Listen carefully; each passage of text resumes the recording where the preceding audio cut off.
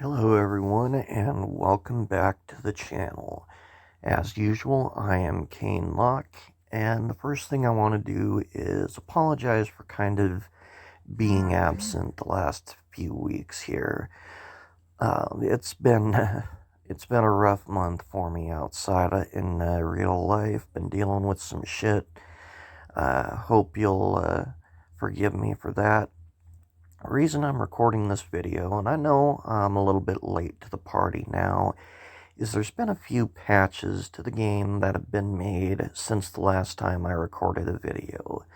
Unfortunately, I wasn't able to finish the series on walkthrough for the last event battle, but in all honesty, I thought it was even worse than the first one, so you'll forgive me for missing that out. But there have been a couple of things. I've still been keeping up with the game. And the first thing that I wanted to talk about, I'm sure by now, most of you have heard this news. So this was back on October the 29th. And it's the Notice of Balance adjustment to the game.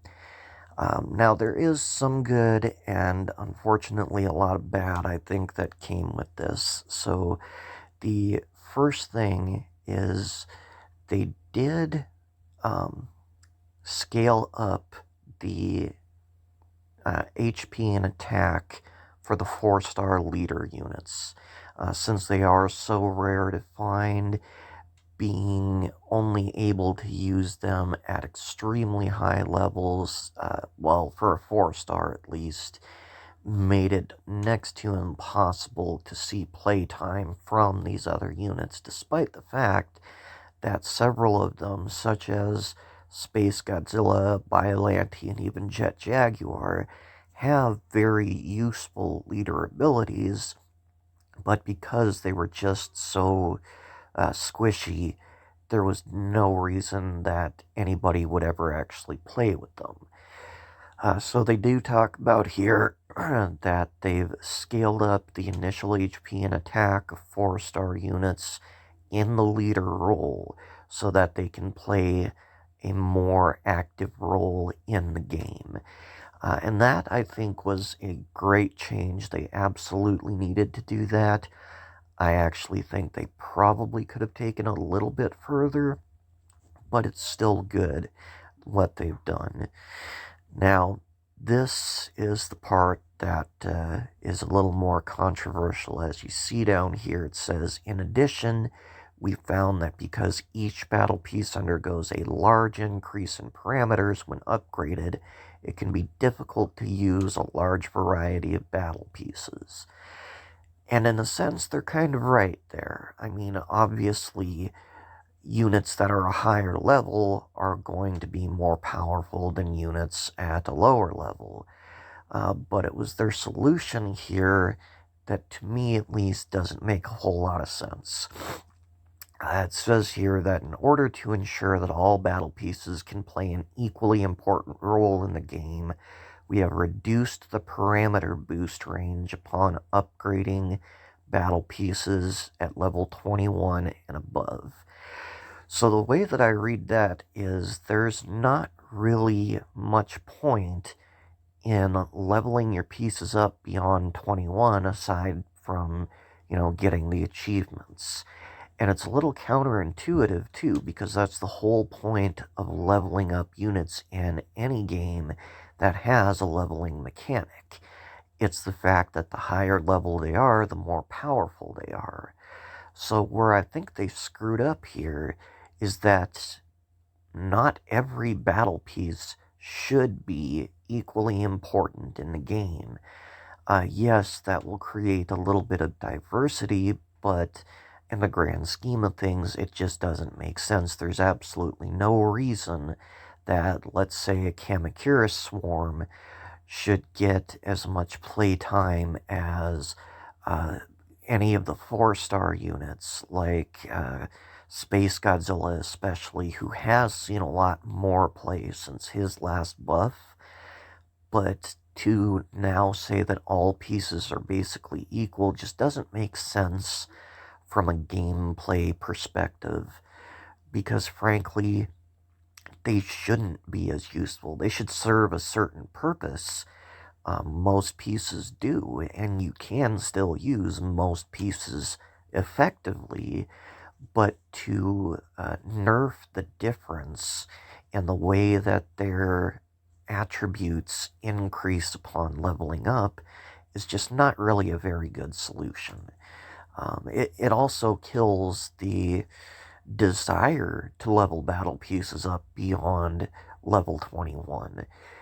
Before, you'd be looking forward at turning, let's say, a somewhat mediocre piece like Anguirus, and by leveling him up to a significant degree, then he would have a greater level of advantage and more usefulness in his role as one of the only other viable tanks in the game. Now that's probably not going to be the case. Now, I haven't been able to fully test that because there's a lot of pieces in the game that I've already got at level 21.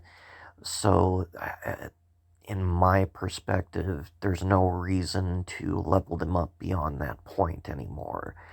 There's obviously still going to be a stat increase, but the not likely enough to put any value into spending your G tokens on some of the most useful pieces in the game, because they're just not going to get those significant increases to make a difference in battles. So again, that's something that has confused me as to why they made that particular decision.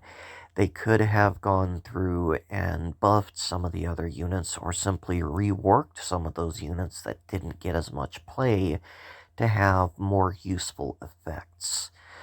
They did that with the Freezing Sonde to a certain extent. They made it damage units that are in the area of effect, in addition to that slow, but the damage is effectively negligible. It's not even going to do a significant amount of damage to any of your swarm pieces, like the Kamacuras Swarm, the Dorats, or the Destroya Larvae. So instead of doing that, find other effects to make it so they have a strategical use in battle. And this is just kind of here, they're summarizing what the changes were. And again, it's some good, some bad. They're trying to put it in the right direction. They're getting some ground, but I think the nerf for the units above level 21, I think that was definitely a step backwards. Now, there are some other news pieces that I wanted to go over, and that's going to be with this 11 major news now available. Excuse me, I'm kind of fighting off a cold right now. So, this was posted on November 3rd, which was, of course, Godzilla's birthday. So, happy birthday to the big G man. I mean, here's to hoping for decades more. I think we will see that, but let's kind of go over some of the news that they introduced. Obviously, the biggest part of it, there's two of them. The Godzilla Battle Line Summit concluded, and they sent out 1,403 G-Stones to all players. And especially since that coincided with the end of the last season, that means a lot of people right now were able to get a lot of G-Stones. And even though there's only a limited amount of benefit you get from having them, some of the things you can spend it on are pretty cool. It's like in the shop, I personally just bought the 600 G-Stone pack for the Godzilla vs. Mechagodzilla and poster and the 10,000 G tokens. Partly because I absolutely love the Kiryu duology films. I think they were easily the best out of the Millennium era of films. Second, of course, only to Godzilla, Mothra, and King Ghidorah, which is one of the best easily in the entire series. Now, getting back on track here, the big news, obviously, of course, the new season, which is entitled Fear Absolute Zero, which I absolutely love that title for this season, began on the 4th. And of course, that also coincided with Kiryu being added into the game. Now, we knew this was coming. He won that poll a couple months back to become the celebratory piece added to the game to coincide with Godzilla Day. So I'm going to go over that in more detail here in just a bit, but that obviously is one of the biggest pieces of news because I know a lot of people, myself included, were looking forward to seeing what they did with Kiryu. Spoiler alert, it's absolutely fucking amazing. So the others, they did add a unique sort of touch to coincide with Kiryu's release and the recorded voice of Yumiko Shaku playing when Kiryu is deployed on the battlefield. It's obviously not something that matters in game, but it does help to make Kiryu feel more important in the fact that they added this little unique touch to him. Now, obviously, that also means since they released a new unit, there's going to be special missions related to the release of that new unit. And the rewards are fairly generous, and again, we'll go over that soon. And of course, the biggest part of those special missions is the login celebration. If you log in 7 days, every player will receive a Kiryu unit. And even if you are not able to purchase the battle pass to get that Kiryu piece earlier, for the premium battle pass, I should say, this means you're still going to get a new Kiryu unit. And from my early testing of him that I've done, he is a fantastic unit, even at level 1. Again, we're going to cover that in more detail here in a few minutes. Another unique feature that they add, and I kind of like this one, I'll be honest, is they added fixed level matches. And I'm pretty sure that's going to be detailed a little bit in another part of the news that we're going to be going over. But again, it's something that I really like the idea of. I think it's going to create a lot of interest amongst people, especially content creators here on YouTube, who can play those fixed level matches, and the levels no longer matter because all units that you have are going to be at a static level, which means it's not about the levels, it's about who employs the better strategy. So unfortunately, that's limited strictly to friend battles. I was hoping they would have that as a function similar to the ranked arena, except maybe the fixed level matches not affecting the arena rank. Just be something for fun that you can do. Be connected with random players who, say, enable that feature. I think they could have done a little bit better with the implementation, but overall, it's a really good idea, and I absolutely love that idea. It also has some news about some upcoming events here. The triple ranked battle tokens campaign, that's going to start on the 11th of November. So anybody who's short on G tokens right now can be looking forward to that, because I know the double G tokens campaign, when they ran that, it was very easy to, in a relatively short period of time, amass a huge stockpile of G tokens. Granted, I was grinding for 8 or 9 hours a day when I did that, but depending on how long they have that campaign running, even if you're not grinding that hard every day, you're still going to be able to put away a fair amount of G tokens. This is another one that's kind of exciting, and it's something that imagined was going to be coming next. The next AllStar battle on November 15th is going to star my girl, Biollante, my absolute favorite kaiju of all time. And yes, that means uh, even more of a favorite than any of the incarnations of Godzilla. Absolutely love it. The other, and we'll get to that in a little bit more detail here, but part of the reason that I like that is I knew it was going to be coming soon. Toho Games doesn't seem to want to be introducing the most powerful leaders in the game, such as Godzilla 89 and Gigan and Mechagodzilla, who are still the three most common leaders seen in the game. They're not going to use those right away because I think Toho feels that it would be just a little too easy then because everybody has already invested so much in those units. But they did buff Biollante here again just a couple of months ago as a leader, and she also benefited from that bonus that they just implemented this month with the additional health and attack.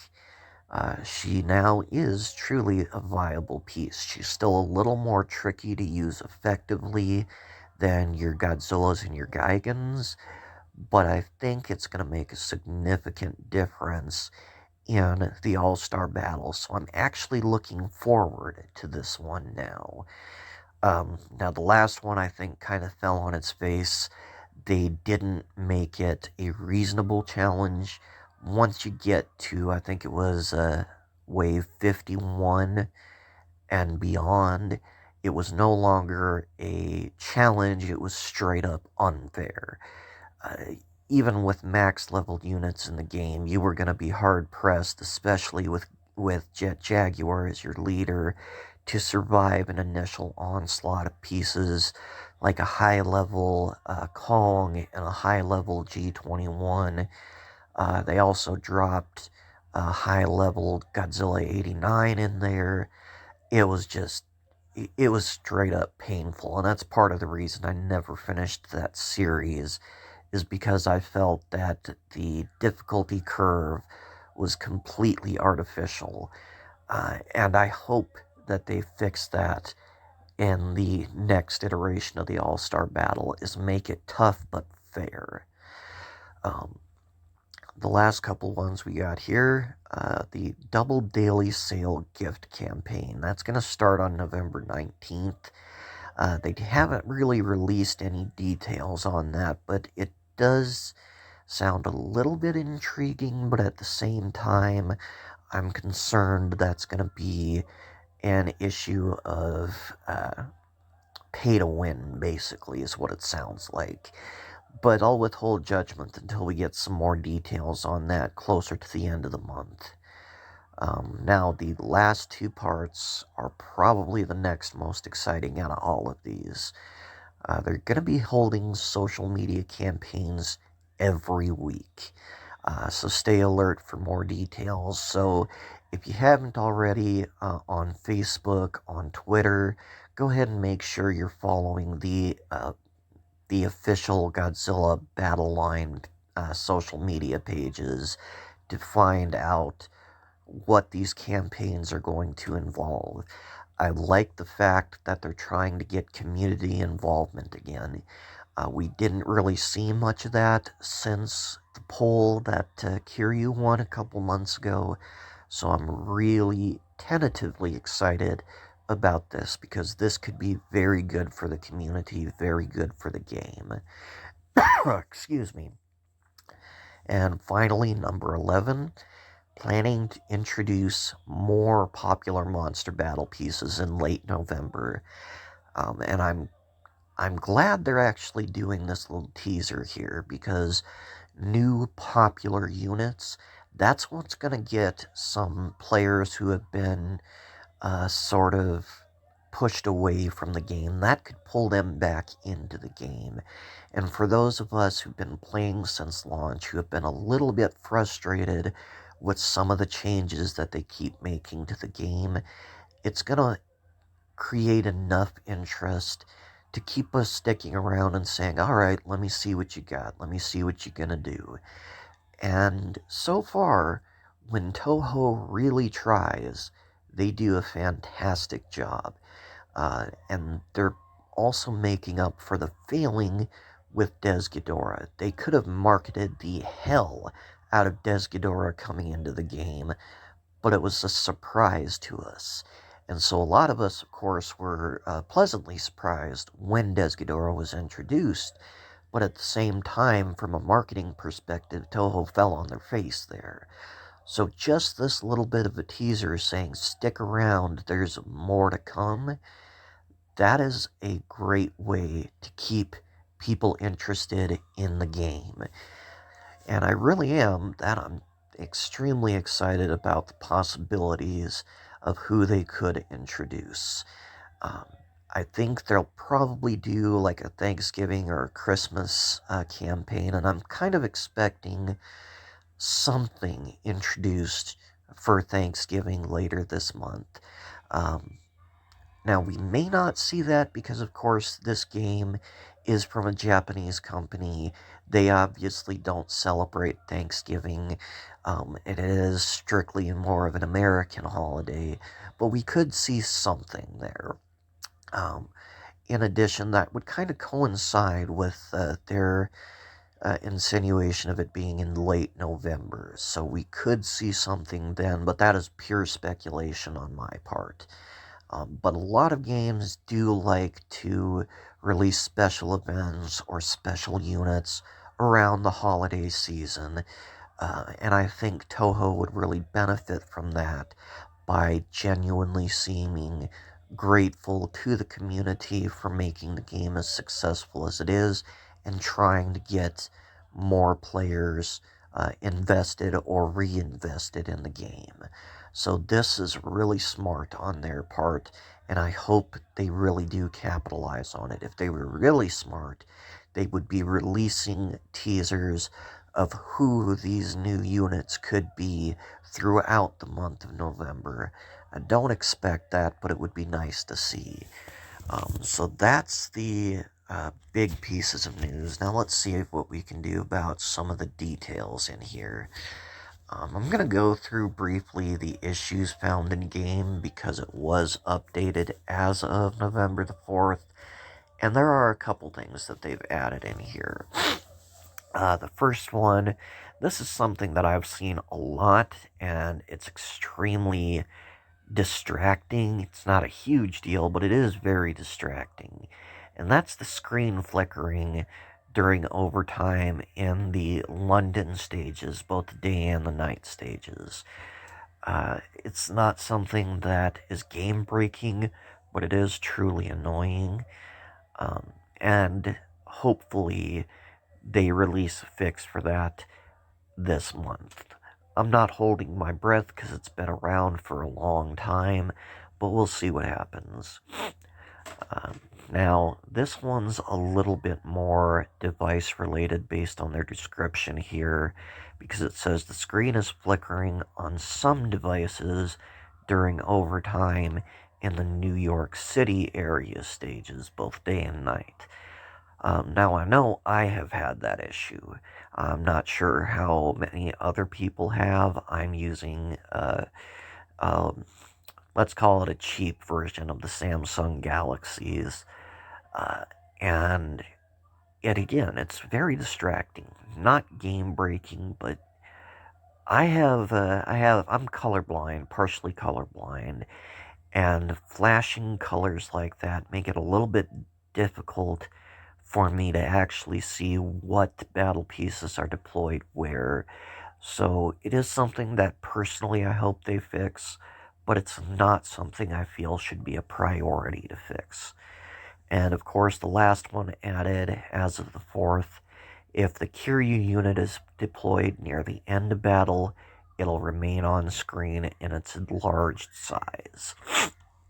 I've actually seen a screenshot of that happening in the Discord, in the Sir Melee's Discord.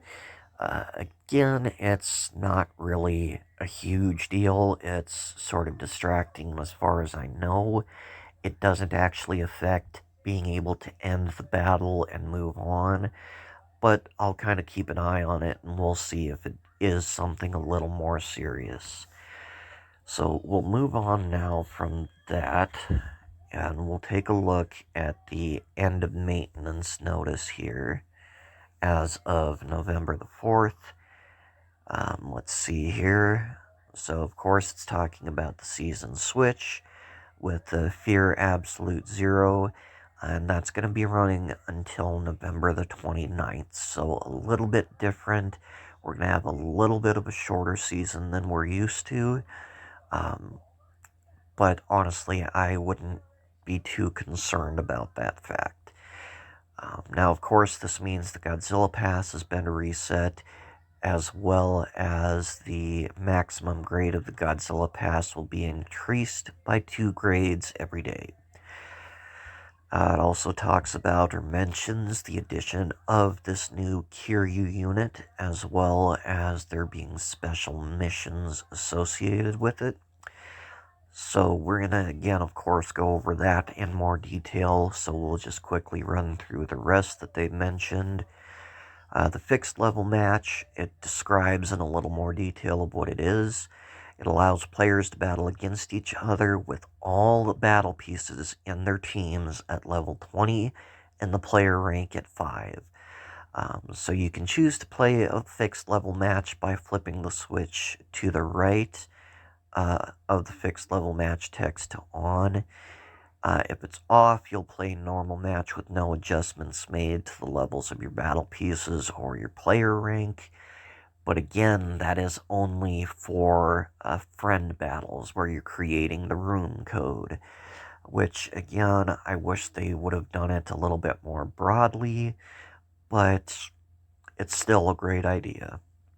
The balance adjustments that we have just discussed, and the shop update, of course. It's got the poster pack featuring the custom object poster for Godzilla against Mechagodzilla and the 10,000 G tokens. It's a limited time sale. Now, there's 2 of them. There is one that is 600 gem cost. It includes a poster and the 10,000 G tokens. Now, the other one that they have is a 2,300 cost, and that one will include 10,000 G tokens, one of the special maps for the Kiryu campaign, as well as a poster there, I believe. It's something I've previously discussed. I thought it was a decent enough idea to gamble on those since I've sort of re-examined the odds that are introduced. I don't feel like it's a good investment of your gems any longer. But the reason that I give that sort of a second chance is this pack in particular, the 2,300 gem one, does also include a poster and 10,000 G tokens, so there is still some value to it, but in my opinion, it's not as good as a per dollar value as the 600 gem cost pack. And of course, the app version 1.4.4 is now available. It is a required update, and it's going to introduce, the fixed level match, the other features that we've discussed. So you probably already updated by now, but if you haven't, make sure you do that and take advantage of this new Kiryu campaign that they've got going on. Now, this also does give us some lists of bugs that have been fixed. On some event paddles, the position of your team and the enemy team is reversed. We talked about that in the last patch. Looks like they've fixed that now. In the event battles, tapping the start wave button repeatedly may make it impossible to continue. I don't really know who was doing that, but it's good to see it's been fixed. And the Tokyo area night stage, signs of a third force appearing, will appear near the end of overtime. I haven't even seen a third force appearance since the end of the campaigns with Jet Jaguar and Godzilla Terrestris. So, I guess there was a bug that said there would be a third force appearing in overtime, but I guess that's a good thing they got it fixed. Another one that I don't personally think should have been a priority, but that's alright. Also, if you recover from communication instability during a battle, you may be unable to proceed while in waiting for connection. I've actually had that happen to me a couple of times. There's a couple spots in my house that just don't get a very good Wi-Fi signal, and it does create some instability. And I have been caught basically frozen in that waiting for connection screen, excuse me. And of course, matching not working in ranked battles. That's something that's been plaguing this game for a while, and I truly hope that it actually is fixed this time. Um, so, those are the bugs that they fixed. Honestly, most of them are minor bugs, but that one with the connection instability and the matchmaking not working, it's definitely good to hear that they're trying at least to fix that. And time will tell if it actually has been fixed. So let's move on to the biggest story in their news, which is Kiryu has arrived in the game. And I mentioned it earlier, but I am extremely satisfied with the way that he's been implemented. And it kind of goes over some of what we've already discussed. He's the winner of the voting campaign to become the latest battle piece. Kiryu, the 2002 version of him from Godzilla against Mechagodzilla. That's specifically the one that they've put into the game. It also mentions that in addition to the missile attacks from ground troops upon deployment, the unit has powerful ranged attack. Honestly, I haven't seen it as being terribly powerful, at least not yet, but his effect on appearance functions very similarly to Mogera, except instead of tunneling underground, he's flying into the battlefield at a specific position that you designate, and he does area of effect damage. That's actually considerably wider than Mogera's area of effect damage on appearance. And it does a decent amount of damage. I've actually used him similar to how I'd use Mogera in taking out the energy collectors or the tank base, both of which seem to be getting more and more play lately. Beyond that, as a unit, he's honestly not very good. However, assign Kiryu as the leader to activate his killer special move, effective even against Godzilla himself, Absolute Zero. Now, I'll go over some of the details here, but I'm kind of going to paraphrase a little bit. On deployment, just like with Mogera, you can place him anywhere on the battlefield. He does the area of effect damage similar to Mogera, except it is a wider area of effect. Once he lands, he fires missiles from his back towards the opposing battle pieces. I believe his attacks are area of effect. But like I said, I've only used him as a unit specifically to take out the energy collectors and such. Now, as the leader unit, Absolute Zero is, bar none, the most powerful and game-changing leader skill in the entire game.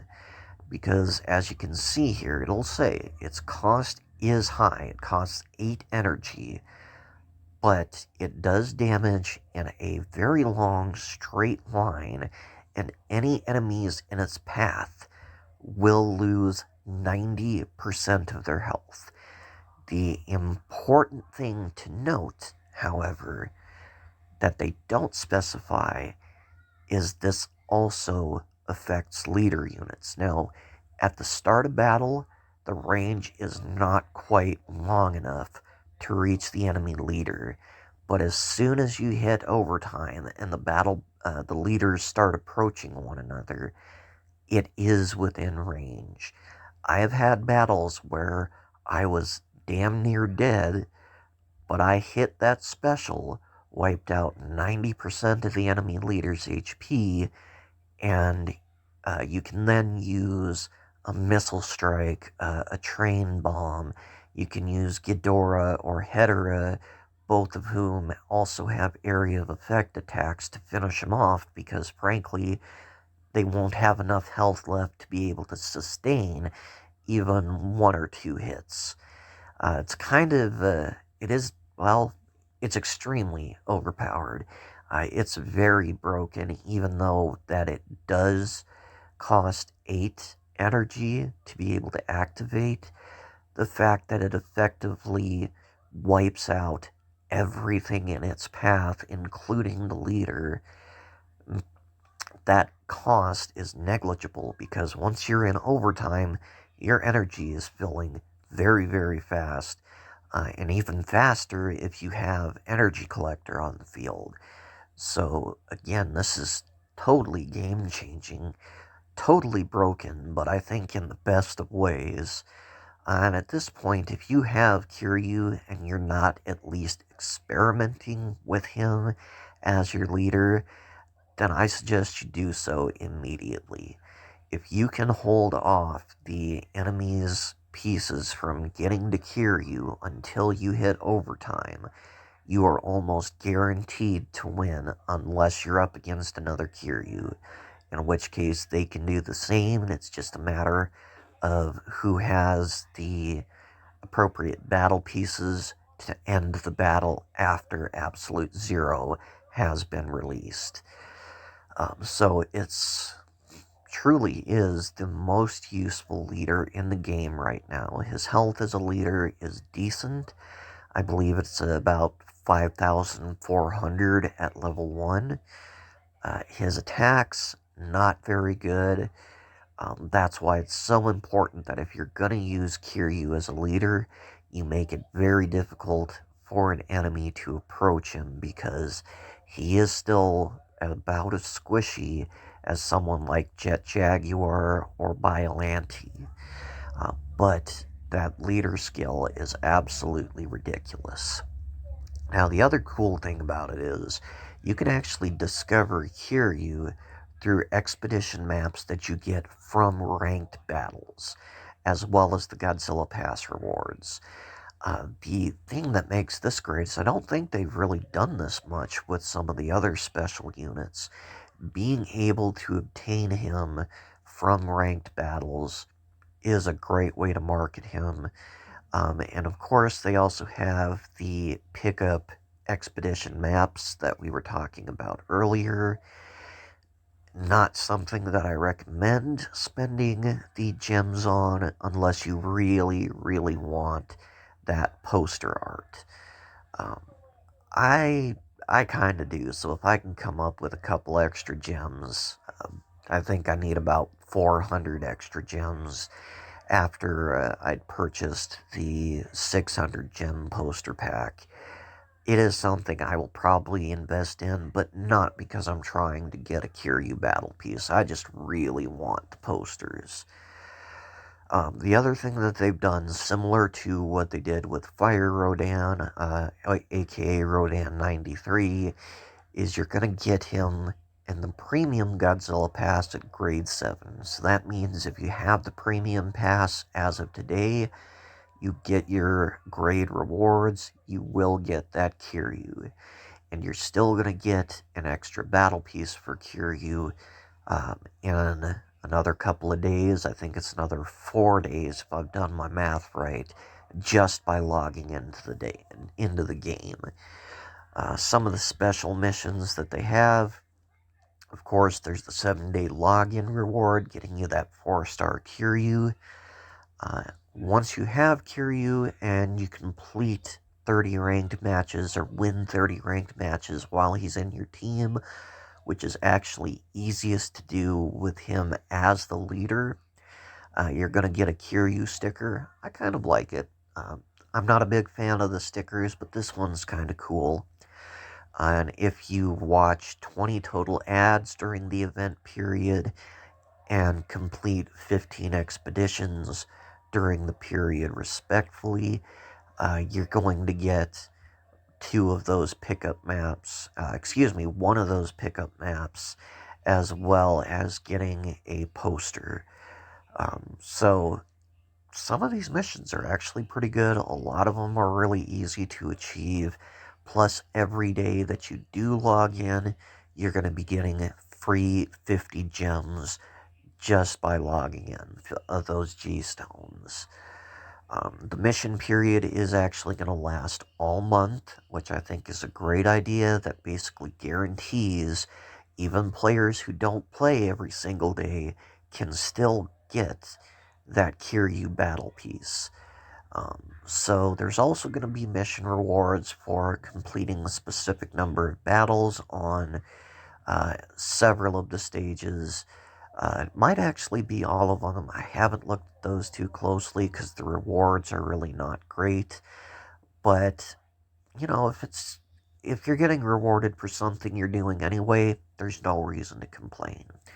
So this update that they have come out with is actually the single best update overall that they have released in the game yet. Yes, they nerfed basically every piece that is above level 21, and they've eliminated the necessity to level them up beyond that point.